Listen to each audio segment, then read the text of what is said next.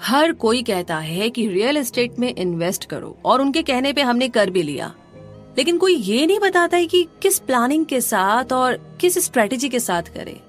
या फिर आप स्टार्टअप के बारे में सोच रहे हैं कि हाँ, दिमाग में प्लान तो है, लेकिन फिर भी एक स्टेप उठाने में डर लग रहा है कि कहीं कुछ हो ना जाए। तो मैं कहूंगी कि आप जिस भी किसी स्टेज में हैं, आपका बिजनेस ऑलरेडी है या फिर आप स्टार्टअप के बारे में सोच रहे हैं या फिर आपको बिजनेस में कुछ चेंज करना है, तो ये ऑडियो बुक समरी आपकी बहुत हेल्प करने वाली है। इस ऑडियो बुक समरी को बनाया है गीगल यानी कि ग्रेट आइडियाज ग्रेट लाइफ ने, और यहाँ पर आप समरीज को पढ़ सकते हैं, सुन सकते हैं, शेयर भी कर सकते हैं। मैं हूँ गिगलर रूबी पारिक आपके साथ। तो आइए शुरू करते हैं। Summary the millionaire real estate investor, जिसे लिखा है Gary Keller with Dave Jenks and Jay Papasan ने। और इस समरी की अगर हम बात करें तो ये समरी आपको फाइनेंशियली वेल्दी बनने की टेक्निक सिखाएगी। ये समरी आपको इन्वेस्टमेंट पर बेस्ड डिफरेंट वर्किंग मॉडल्स के बारे में एक डीप नॉलेज देती है। ये मॉडल्स टाइम के साथ इवॉल्व हुए हैं और इस समरी में आपको इन सभी मॉडल्स के बारे में 1 by 1 बताया गया है ताकि आप अपने रियल एस्टेट स्किल्स को इम्प्रूव कर सके। ये वर्किंग मॉडल्स वो गाइडलाइंस है जो रियल एस्टेट इन्वेस्टर्स की गलतियों से सबक लेकर बनाए गए हैं। इस समरी को पढ़ने और सुनने के बाद आपको पता चलेगा कि आपसे पहले लोगों ने क्या क्या गलतियां की थी, ताकि आप उन गलतियों को रिपीट ना करें। और आपको इन्वेस्टिंग से जुड़ी हुई सुनी सुनाई बातों की सच्चाई भी पता चल जाएगी, क्योंकि ये जानना बहुत ही जरूरी है कि सच क्या है और झूठ क्या है। खासकर बात जब इन्वेस्टमेंट की आती है तो एक तरीके से ये समरी आपके लिए एक गाइड है जो आपको इन्वेस्टमेंट की हकीकत बताती है। आप चाहे नए इन्वेस्टर हो या पुराने, ये समरी आपको रियल एस्टेट इन्वेस्टिंग के हर स्टेप पर गाइड करेगी। इस समरी में जो टेक्निक्स दी गई है उन्हें अप्लाई करके आप अपने कैश फ्लो और इक्विटी को इंक्रीज कर सकते हैं।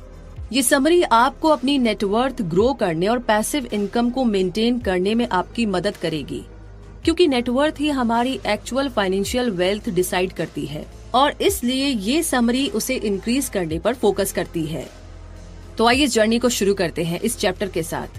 Personal myth, it doesn't matter if I want or need it, I just can't do it. ज्यादातर लोग किसी चीज को ट्राई करने से पहले ही उसका फ्यूचर बता देते हैं, यहाँ तक कि वो ट्राई करने से भी डरते हैं और इस तरीके से उनके फाइनेंशियल वेल्दी होने की पोटेंशियल काफी कम हो जाती है। अगर आपका भी यही माइंडसेट है तो यकीन मानिए आप जिंदगी के साथ समझौते कर रहे हैं। ज्यादातर लोग अपनी फाइनेंशियल पोटेंशियल को 2 तरीकों से देखते हैं, फाइनेंशियली प्रोबेबल और फाइनेंशियली पॉसिबल। प्रोबेबिलिटी थिंकर्स अपनी पास्ट हिस्ट्री और प्रेजेंट पोटेंशियल के बेस पर किसी भी फाइनेंशियल सक्सेस को कैलकुलेट करते हैं। उन्हें लगता है कि उनकी कैलकुलेशन रियलिस्टिक होती है और इसीलिए वो अक्सर ज्यादा फाइनेंशियल वेल्थ अचीव नहीं कर पाते, और इसलिए कोई भी पहले से बता सकता है कि इस टाइप के लोगों का फाइनेंशियल फ्यूचर क्या होगा। वहीं दूसरी तरफ पॉसिबल थिंकर्स जितना चाहे उतनी फाइनेंशियल वेल्थ अचीव कर सकते हैं। इन्हें अपनी पोटेंशियल पर भरोसा होता है। ये इस बात को मानते हैं कि फाइनेंशियल वेल्थ उनकी मेहनत पर डिपेंड करती है, ना कि उनके पास्ट पर। तो इस टाइप के लोग लाइफ में काफी ग्रोथ करते हैं, इसीलिए फाइनेंशियली वेल्दी बनना है तो पॉसिबल थिंकर बनो। जैसे कि ये कहानी ट्रेमल क्रो की, जिसने फाइनेंशियली वेल्दी बनने के लिए पॉसिबल थिंकिंग को अप्लाई किया। ट्रेमल अपने 7 भाई बहनों के साथ डलास में रहता था। गरीबी इतनी थी कि उसकी फैमिली गर्म पानी तक अफोर्ड नहीं कर पाती थी। इसके बावजूद भी ट्रेमल ने अपनी काबिलियत पर कभी भी डाउट नहीं किया, शक नहीं किया। उसने लाइफ में काफी ग्रोथ की। 1948 यानी कि 1948 में ट्रेमल ने जब रियल एस्टेट में इन्वेस्ट करना शुरू किया तो उसे लगा कि अब वो फाइनेंशियली वेल्दी बन सकता है।